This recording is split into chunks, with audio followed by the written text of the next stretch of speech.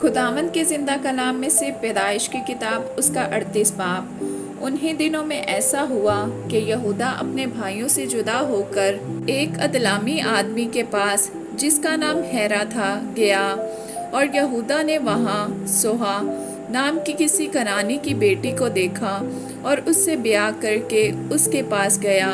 وہ حاملہ ہوئی اور اس کے ایک بیٹا ہوا جس کا نام اس نے ایر رکھا، اور وہ پھر حاملہ ہوئی اور ایک بیٹا ہوا اور اس کا نام اونان رکھا۔ پھر اس کے ایک اور بیٹا ہوا اور اس کا نام سیلا رکھا۔ اور یہودا کذیب میں تھا جب اس عورت کے یہ لڑکا ہوا۔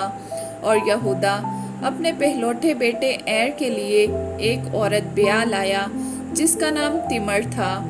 اور یہودا کا پہلوٹا بیٹا ایر خداوند کی نگاہ میں شریر تھا، سو خداوند نے اسے ہلاک کر دیا۔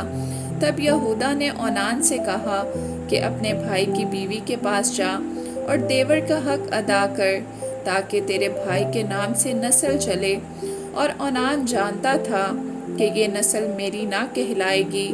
سو یوں ہوا کہ جب وہ اپنے بھائی کی بیوی کے پاس جاتا تو نطفہ کو زمین پر گرا دیتا تھا کہ مبادا اس کے بھائی کے نام سے نسل چلے، اور اس کا یہ کام خداوند کی نظر میں بہت برا تھا، اسی لیے اس نے اسے بھی ہلاک کیا۔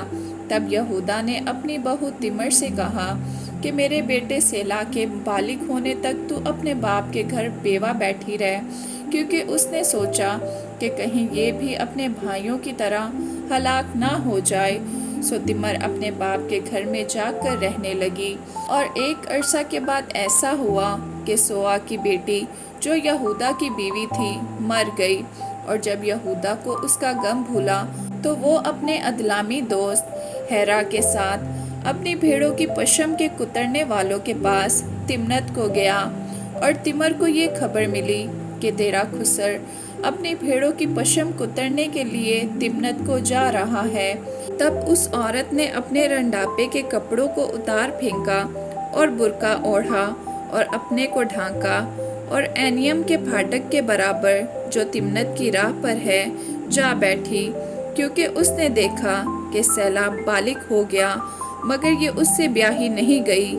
یہودا اسے دیکھ کر سمجھا کہ کوئی کسبی ہے، کیونکہ اس نے اپنا منہ ڈھانک رکھا تھا۔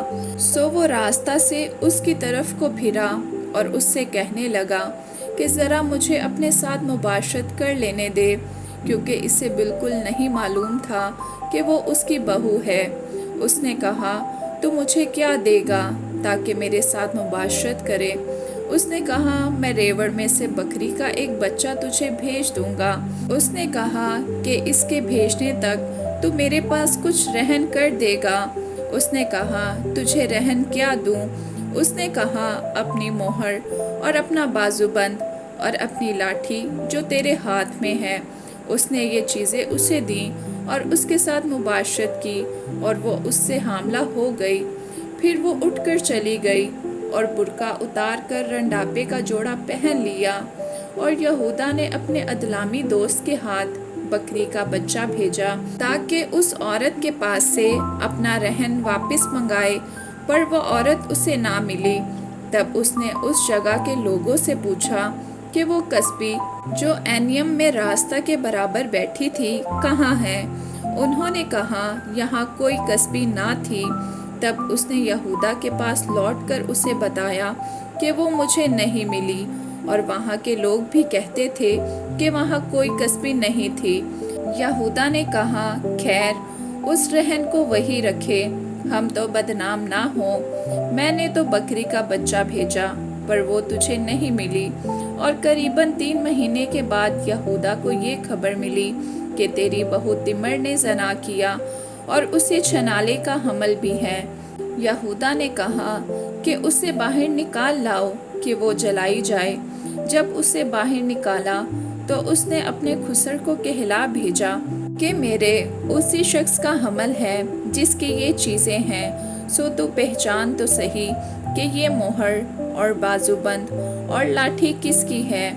تب یہودا نے اقرار کیا اور کہا کہ وہ مجھ سے زیادہ صادق ہے، کیونکہ میں نے اسے اپنے بیٹے سلا سے نہیں بیاہا اور وہ پھر کبھی اس کے پاس نہ گیا، اور اس کے وضع حمل کے وقت معلوم ہوا کہ اس کے پیٹ میں توام ہے، اور جب وہ جننے لگی تو ایک بچے کا ہاتھ باہر آیا اور دائی نے پکڑ کر اس کے ہاتھ میں لال ڈورا باندھ دیا اور کہنے لگی کہ یہ پہلے پیدا ہوا، اور یوں ہوا کہ اس نے اپنا ہاتھ پھر کھینچ لیا، اتنے میں اس کا بھائی پیدا ہو گیا۔